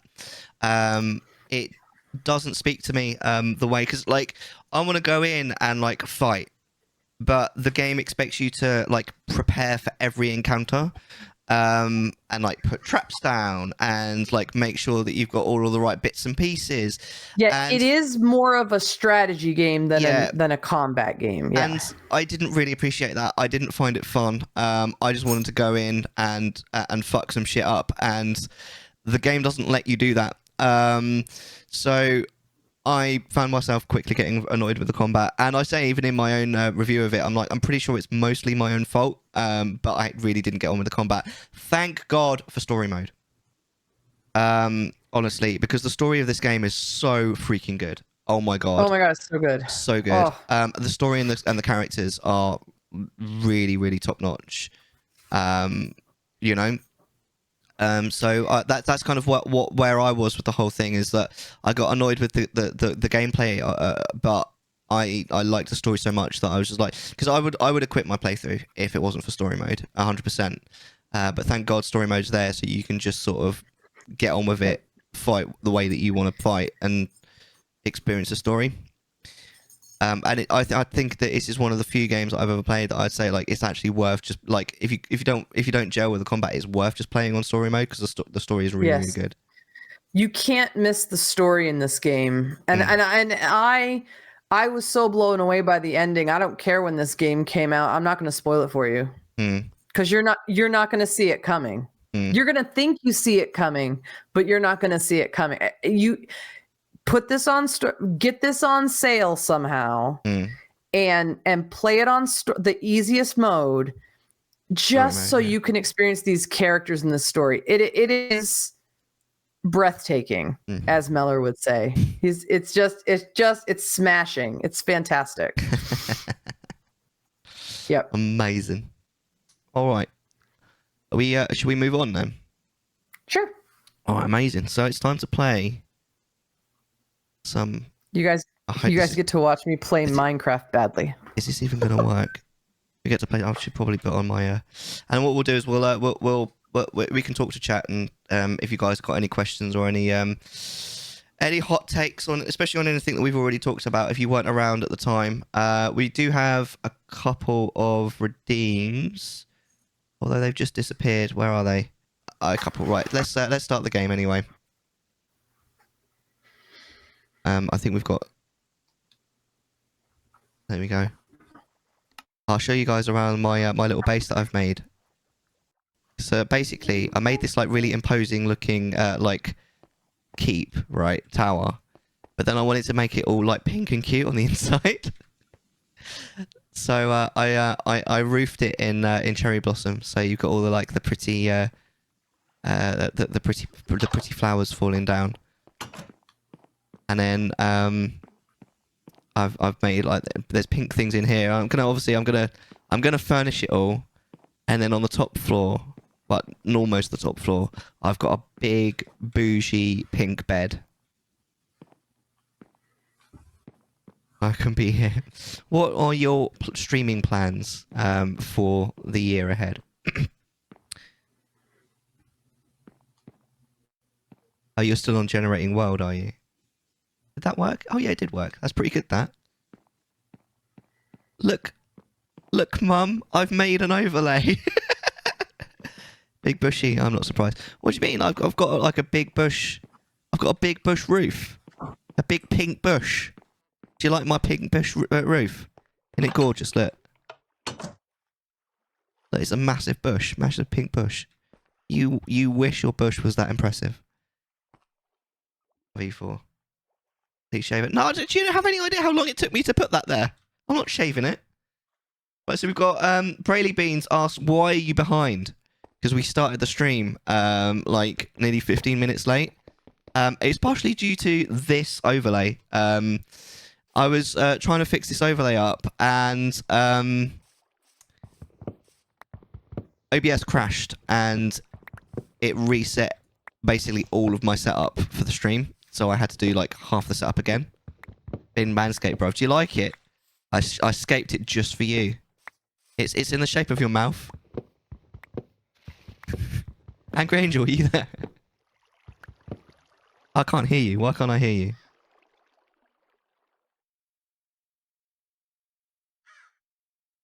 Hold the phone.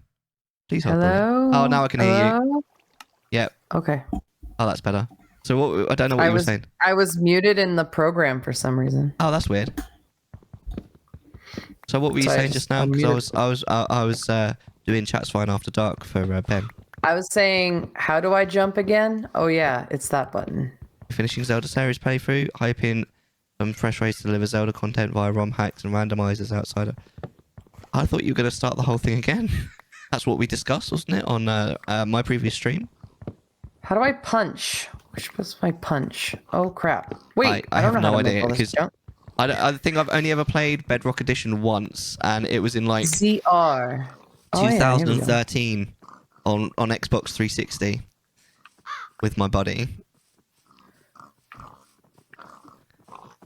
No, that's duck. This so is apparently your bush is a bit more bushy than mine. Whose? Yours. V4's? No, yours apparently is more bushy than mine. Oh god, no. That's not possible. You do it.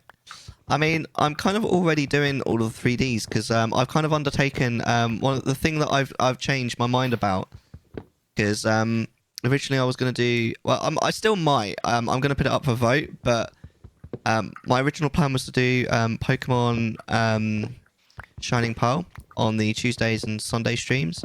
But what I might do instead is I might just do Wind Waker and then Twilight Princess vanilla, but with crowd control. I feel like I'm feeling like crowd control is a bit of a winner at the moment. I'm really enjoying the insanely like chaotic curse. You know? Do I have to eat stuff? I should go kill a pig with my bare hands. I was talking to you, Rachel. Oh, I thought you were talking to chat. I was talking to you. What chat? You were talking to Sergeant. I was talking Because to you as Sarge well. has. Oh, okay. Yeah, that sounds good. Oh, all right. I don't know how crowd control works, and since I am not in the stage of wait, what am I holding? What is this? I think, to be honest with you, Sarge, I mean, you say 4 times damage TPHD. I mean, I don't have Twilight Princess HD as far as I'm aware. But I think just playing it with crowd control on is probably enough. Share a fact opinion. Seeds isn't really a fact or an opinion. It's just a word. I like crowd control when I'm the one causing chaos. I need to get to the point where I start learning how to make my PC do stuff. So I can do because you can't do crowd control without emulating. So you have. Yeah, you're sort of right. There's a few like exceptions, but yeah. Because what I wanted to do was have Twitch do crowd control and play it on my Switch, but apparently you can't do that. No, I don't think so. I don't think the crowd control app goes on Switch at the moment. I'd love to do crowd control, but it's gonna have to wait. Yeah, it'll be fun when it happens though. But honestly, I'm really enjoying crowd control at the moment. I love the chaos. I feel like it works for my stream as well, especially as now that I've got the option to either increase or decrease the curse using channel points. Not one single person has redeemed to decrease the curse. Only people have been increasing it slowly. Nice. Yeah, so I've been working on that. What fun is there in decreasing it? Some people don't like it. So if they want to decrease it, then they can. That's the whole point. I'm giving the community the reins so they can choose, rather than it just being what's the opposite of democracy? Where one person just decides. Wait, do I just have all of this? I don't remember the word. Wait, I should probably go to bed in game. Optiman is asking Knights of the Old Republic 2 this year as well. What about the MMO Star Wars: The Old Republic? Would you do that? Oh, are you talking to me now, or are you talking to Sarge? Sarge, sorry. Wait, how do I have all this in my inventory when I haven't done anything? I don't know. Maybe you're cheating. But how? I'm on a console. I'm a big old dummy. I don't know what any of this is. What is this? How do I have all this surely stuff? It's nighttime. What? Sweet, I'm not making a mud palace. Let's go make a real house. Let's go. You're in creative mode, aren't you? That's why. Oh yeah. So you can just make whatever you want. I want to kill this. Come here. Killing. No, I want to kill you. Come here. No, come here. The other thing that was redeemed, by the way, we've got an opinion. Mellar is amazing. That is my fact for the day, and that's from Sir Magic Penguin. So thank you, Sir Magic Penguin. Yeah, appreciate you, bro. I'm sad he didn't say anything about me. Oh, I have been trying to avoid MMOs for stream, but there's a companion and enough reasons getting to it. I may be persuaded. Why have you been avoiding MMOs, my dude? Surely it must be nighttime, no? Oh god, other people are the worst. And right now, MMOs are just the worst. I don't know, like... The Star Wars MMO is pretty good. Stuff. I mean, I've played it with Bray, and like, you can fully just ignore everyone and just play it on your own, because it's not the kind of game that you need other people for. It's quite story driven. I thought it was quite good as far as MMOs go, because it didn't feel like playing an MMO most of the time I was playing it. It felt like playing a story game, basically. I thought so anyway. Well, yeah, because like when I played Destiny, there were parts of the game where like you could just go play on your own. Yeah. And it seems like Knights of the Old Republic, or the one you guys were playing, I can't remember which one it was. I think that was what it was. Star Wars: The Old Republic, yeah.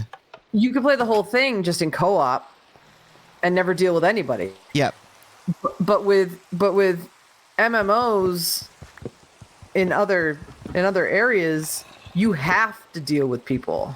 Yeah. Like the only way to do the raids, like the bigger events, are to crowdsource for people to use, like, because they're not matchmaking. You have to like ask people to do stuff with you. Yeah.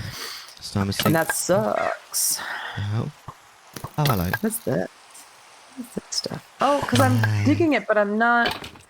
I'm digging it, but I'm not collecting it. Apparently my iron helmet's about to break.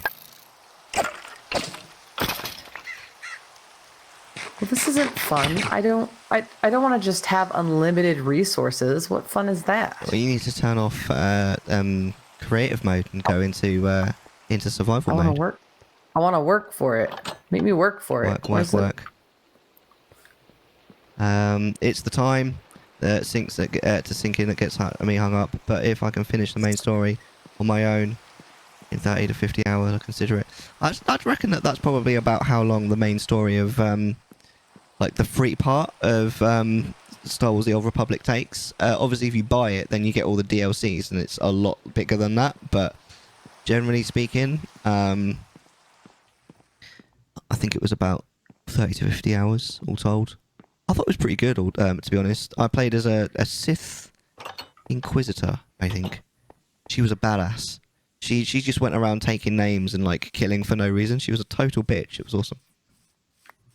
I like occasionally playing chaotic, evil characters. Because I don't get to do it in my real life, so why not do it in a video game, right? Just be horrible. Yeah, I suppose. I just did sleep. How you doing, Silver? I prefer to feel like powerful. Yeah. So it doesn't necessarily have to be evil, but if I can feel like really strong or capable in a game, and that means something. Because in my job, I feel a lot like what I do matters, but only to a certain point. Like, I don't feel like people like understand what I do or why it takes a certain level of expertise to do it.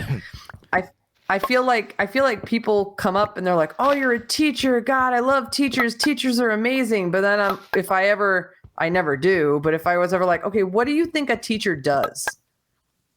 Yeah. What does a teacher have to know to be a teacher? Do you even like, and I don't think anybody knows. They just have been programmed to say, "Oh, you don't get paid nearly enough money. I love teachers. Teachers are great." So I like playing a video game where me being an expert at something is valued. Yeah. Because I don't get that in the real world. Yeah, that is fair. There's also a process for community involvement. So if I have it, put it in the server. It's what people want to see. You know, you don't have to do that if you don't want to, though. Like, you can completely just overrule them. Like, it doesn't have to be that way. It's only that way because you've made it that way. I kind of had this a little bit like a year and a half ago, where there was a few games I wanted to play, but it was in the middle of the time where I was only playing games that had been voted for. And I kind of got to a point where I was just like, I think I'm just going to do my own thing for a bit. You know, want to include... Yeah, but if that ends up you not playing what you want to play, then who's the winner? No one, you know? So there has to be a bit of give and take. And if there's a game that you just want to veto and you want to play, then I think you should just do it, honestly. I've got any iron. I've always wanted to have like a community night. Oh, I've got iron. Where there was a game that everybody voted on and either I played it or we played it together. Yeah. Or so, like that's something. Ever since I started streaming last year, I wish there was a day where, because I know some streamers that do that, where they have. What is this? What is this weird orange? Is this a bomb? What is this? It's a Do you see what I'm pumpkin. looking at? A pumpkin. Give me that. You cut it with an axe. Ooh. I mean, you can cut it with anything, but you get more if you cut it with an axe. Oh, I forgot how to make an axe. I just made one. It's That's okay. I'll figure it out. 2 sticks and 3 pieces of whatever. Spiders. Hold on. It's nighttime where I am. There's zombies. There's zombies. I thought there was a chance to get more. It's the same with watermelons, isn't it? If you cut it with an axe, then you get a chance to get more watermelon. To be honest with you, I've played so much modded Minecraft that it all kind of rolls into one, so it might have been that I just played a mod where that was the case. See, this is what's fun about spending time with Mellar and me. Mellar's been doing stuff so long that he doesn't remember how like basic bitch stuff works. And then I've what is shooting me? Stop, leave me alone. I didn't do anything to you. And I've never done any of this shit. So like you're getting the best of both worlds. You've got an expert and then you've got some dummy noob that's just entertaining you by running around being an idiot. So it is truly here at Chattisfying, we like to give you the full spectrum of gaming experiences. And right now I'm just trying to stay away from this green thing. It was probably a mod then. I mean, this is a modded server that I'm playing on, but I haven't actually started playing mods yet. I'm literally just playing this vanilla. I know you're a bomb. Please don't blow me up. What is this? Oh, it's a spider. I mean, well, I just don't blow me up. No, get out of here. No. Hey, ooh, spider attack. Get out of here. It's fine. I'm just, no. It's very mod light. Are you on this server then, Silver? Oh yeah, you are.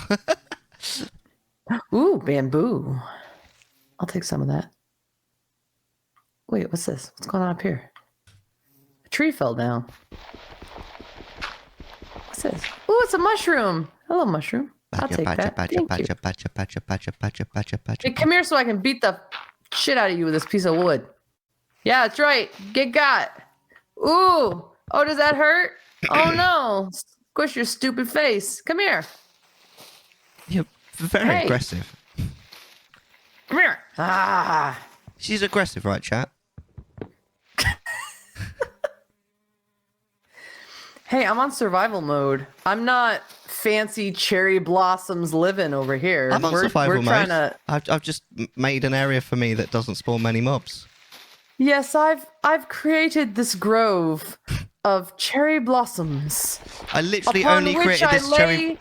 I only created this cherry blossom grove so I could harvest the leaves and make a roof out of it. So now that I've done that, I'm just cutting them down. I don't need them anymore.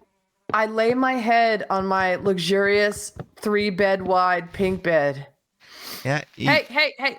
Oh, my Zambi. Angel understands. My Zambi. Wait, did I just lose all my stuff? Oh, no.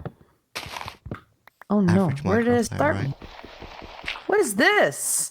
Oh, my God. Oh, there wasn't any floor there for a second. Oh, it's loading in. I was looking into the void. Oh my goodness! That's what you get for playing Minecraft on Switch. Where's all my stuff? Okay, that was just me being a bitch. I'm sorry. Yeah, don't be a bitch. I can't afford every console, sir. Oh, you don't need to afford a console. All you need to do is buy a PC. Yeah, but those kinds of PCs are so expensive. Like, I can buy a console and play everything for like, oh my God! Everything? For like $500. Uh-huh. like, what am I missing out on? I have a Switch and I have a PlayStation. Says Mrs. that keeps complaining about all the things that she can't do without a PC. Well, no. The PC stuff that I can't do is It's all streaming related, to be fair. is like the faking it, the emulating stuff. Like I can still play those games. I just can't do the extra stuff Right. that you guys add on to the games. So I can still play the games. Like I'm gonna play Ocarina of Time. Like that's happening. Yeah. But I'm playing it on a console. Oh shit, a Zambi. Oh, another Zambi. Oh god. I gotta go this way. I wish the sun would come up. Please Sleep in come a up, bed. Mr. Sun. I suppose you probably haven't got a bed yet, have you? I have to find a place to be safe so I can build.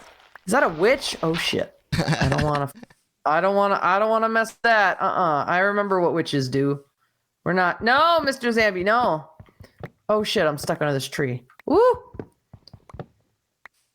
All right, the moon is going down, the sun is coming up. What a great day. Do you know All y'all are where, about to burn. have you heard where the whole thing about witches riding broomsticks comes from? Wait, like for real? Yeah, like for real, like where that Or is probably this comes like from. is this like a your mom joke? No, this is a real thing, right? So they reckon that the reason why the whole myth about like witches riding broomsticks came about is because back in olden days, right? People used to, like, as they do now, they used to like getting high on things, and there was a certain thing that you could get high on, and the best way to take it was not orally, shall we say. So what ladies would do is they would get their broomstick and they would put this stuff on the broomstick and then floss with it in order to get high. And that's where it comes from. Thank you. You're welcome.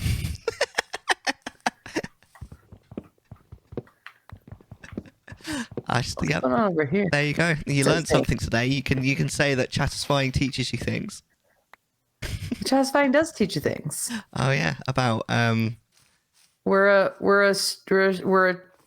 talk show chat show podcast for streamers by streamers. what you should do with it, right, Silver, is you should How do I get out of here, man? give it a go.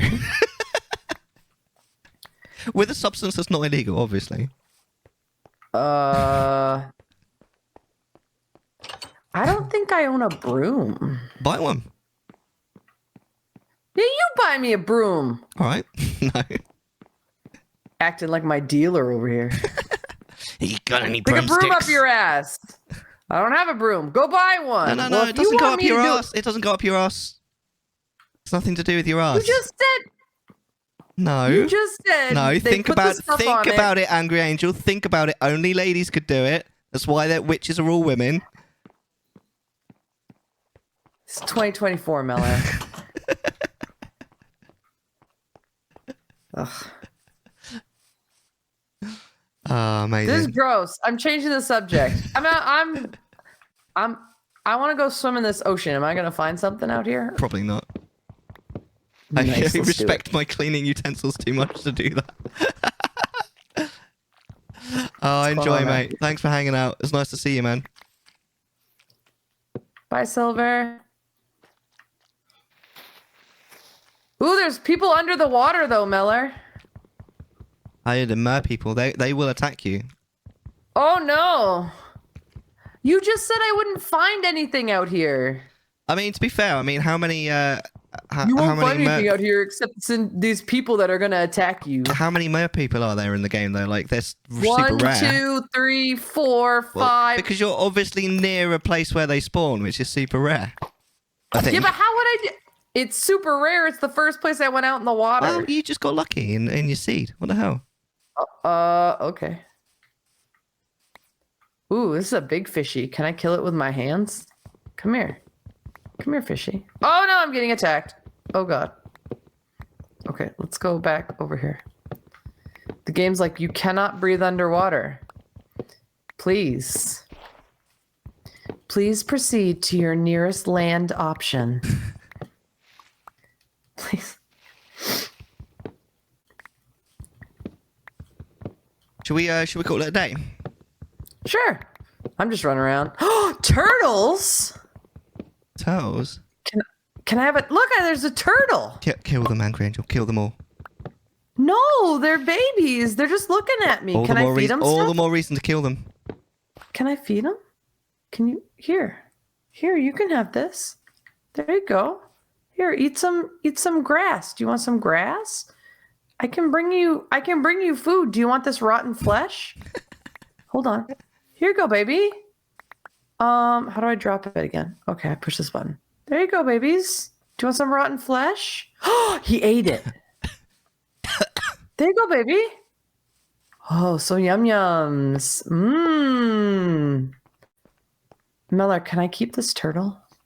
Sure. I'm sorry. Yes. I've never seen a turtle in Minecraft before. That's amazing. How adorable. Love that. Hannah had a panda in her server. Do you want to say that again? Anna had a panda. Hannah had a panda. Hannah had a panda. Hannah had a panda. Hannah had a panda. Hannah had a panda. No, this game is cute, but this game is like on the spectrum of open world games. This game is relaxing, but like I don't get it. Yeah, that's fair. I mean, there is an end game. Like if you sort of play it quote unquote properly, because there's like a lot of people play it and they play it obviously the way they want to play it, and that's fine. Like just building stuff, but it does have an end game. There's like an end goal that is kind of, you know, what you're quote unquote supposed to do is get towards that. I think this is too open. Yeah. For me, like it's too like there's I need an objective. That is fair. And it has to be clear to me. Skyrim is more like that. So, but with this, I feel like I sit down to it and I'm just doing stuff. So eventually I get not bored, but like, what's the point of this? Yeah. Yeah, it does. It takes quite a lot of commitment, in my opinion, to play a vanilla playthrough of Minecraft like all the way to the end, because it is quite long, and there's not a huge amount of, like you say, there's not a huge amount of direction. The game just kind of plops you down and doesn't really tell you what to do. I mean, the reason that I kind of know what to do is just by playing with other people and watching other people play it. I only ever completed it on vanilla once, though. Literally only once. I've played so many hours in this game. I've only ever completed it once. Because to be honest with you, normally I don't play it to play it. Like if you play modded Minecraft, normally you don't do it to play to the end. You play it just to make fun builds and piss around with friends and all that kind of thing. Like is what we've been doing on this particular. You know, like especially you look at like Bray's builds and stuff. He's made like these really pretty docks and a lighthouse and all this kind of thing. It's really nice. Yeah, this is one of those games, and Skyrim falls in this category too. I love to watch people play it. Yeah. I don't want to play it for me, but I do enjoy seeing other people have fun doing it. And so in that way, I can enjoy games it's just a different way to enjoy them. And I'm glad that that's available. Yeah. Yeah, absolutely. Absolutely. I think that's going to be a wrap on season 3, episode 4. We've gone through everything. We've gone through plans for the new year, like how to make plans. We've reviewed Breath of the Wild and Horizon Zero Dawn. We've played Minecraft. We've also talked about Palworld. So it's been good. It's been good. Obviously, we'll go again next month. We'll let you guys know on the Discord. So definitely, if you're not already on the Discord, join the Discord. You'll find out all about, you know, when the next episode is, what we're going to be talking about on there. Any final gambits before we sign off, Angry Angel? I think just if you have things you'd like us to talk about. So we always sit around and kind of think about what we'd like to talk about. If you have any topics that you'd like us to look into or that you'd like us to consider on the podcast, please don't hesitate to reach out in Mellar's Discord, where I think there's a section for Chattisfying discussion. Debate. Yeah. Chattisfying debate. Please don't hesitate to reach out, because we do want this to be a podcast by streamers for streamers. And so if we're just picking topics that we think are important and interesting and, you know, that we would enjoy talking about. But please let us know if there's something you'd like us to tackle or discuss, because we would love to do that for you, to make it more relevant to something you'd like to know about. Amazing. Brilliant. Yeah. Is that there we go. That's Chattisfying Debate. This is the board that you'd put your ideas down on. All right. Amazing. Well, should we let's call it a night then. So thanks everyone for watching. Thanks everyone who contributed. Special thanks, of course, to Angry Angel. Thank you so much for joining me. Hopefully we'll see you guys next time. But until then, bye for now. Bye, guys. Thanks for being here. Chattisfying.